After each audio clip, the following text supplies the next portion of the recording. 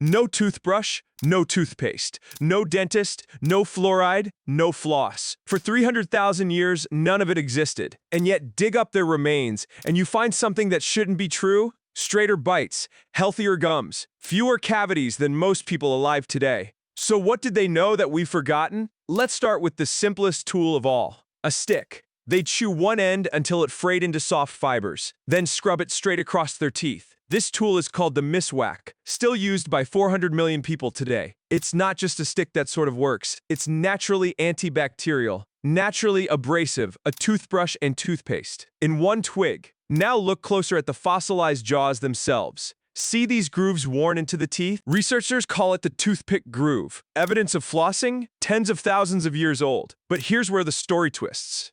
Hunter-gatherers had fewer cavities than farmers who came after them. Then agriculture arrives, grain enters the diet. Grain becomes sugar. Sugar feeds bacteria. Tooth decay spikes almost overnight in the fossil record. It wasn't really about the tools. It was about what they weren't eating. In ancient Egypt, the first toothpaste recipe appears. Crushed salt, dried iris, mint pepper. Testers who recreated it got bleeding gums. In ancient Rome, something stranger was used, urine, inputted by the barrel for whitening teeth. The ammonia in it actually worked. In ancient China, something more familiar emerges, bristle brushes set into carved bone handles. And across the Americas, charcoal, ash, and bark.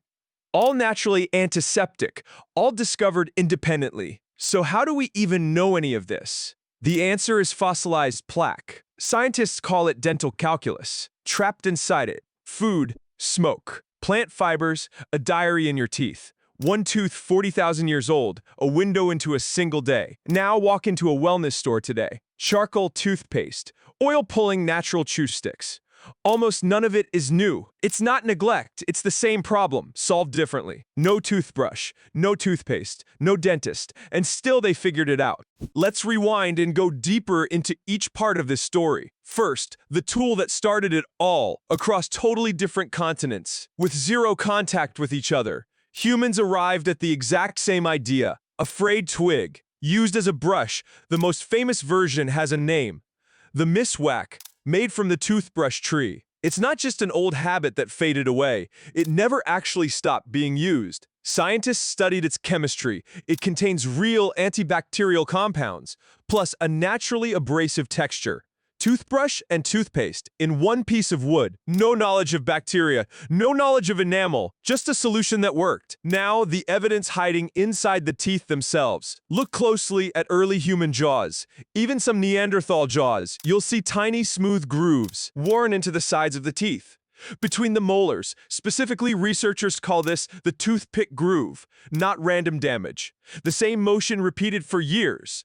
A stick or a stiff blade of grass, flossing long before the word existed. Now, here's the twist in this story. Compare hunter-gatherer teeth to early farmer teeth. Hunter-gatherers, dense enamel, minimal decay. Then agriculture arrives, and cavities spike almost immediately in the record. Grain becomes starch. Starch becomes sugar in the mouth. Bacteria feast on it. The healthiest teeth in human history may not belong to the people with the best tools. They may belong to people who simply avoided the problem. Food. Now let's travel the ancient world, region by region. Egypt gives us the very first written toothpaste recipe. Crushed rock salt, dried iris flower, mint, pepper. Researchers actually recreated it in a modern lab.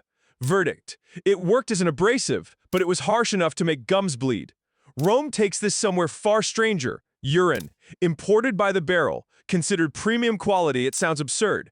Until you check the chemistry, ammonia genuinely does bleach and clean. They didn't know why it worked, just that it did. China developed something closer to what you use today. Bristle brushes set into handles of bone or bamboo. And across the Americas, something different again. Charcoal, ash, chewed bark materials we now know have natural antiseptic properties. Cleaning teeth while fighting bacteria in the mouth. Different continents, different centuries, different raw materials, but the same instinct showing up again and again. Something to scrape, something to clean often, without knowing the science behind it, something with real antibacterial power. So how do we actually know all of this? People 40,000 years ago didn't write reviews. The answer comes from something almost nobody thinks about: fossilized plaque. Scientists call it dental calculus, hardened plaque that survives for tens of thousands of years, right where it formed. Researchers extract it, study it under a microscope, and find actual particles trapped inside. Starch grains from specific plants, fibers from specific types of wood, even traces of smoke inhaled near old fires. One tooth from a skeleton, 40,000 years old, and from it, fragments of an actual daily life. What they ate, what they breathed, and in some cases, what they used to clean their teeth. It's one of the strangest tools in modern archaeology reading. Someone's life out of the plaque they never scraped off. Now here's where this story loops back to you. Walk into any wellness store today. Charcoal toothpaste, xylitol gum oil pulling kits being sold as cutting-edge innovation. Almost none of it is new. These are rediscoveries, not discoveries. Solutions first figured out with nothing but a tree branch. So the real myth isn't that ancient humans neglected their teeth. It's the opposite. They noticed the same problem you deal with today and solved it. Sometimes elegantly, sometimes strangely. No toothbrush, no toothpaste, no dentist, and still the oldest habit humans ever kept.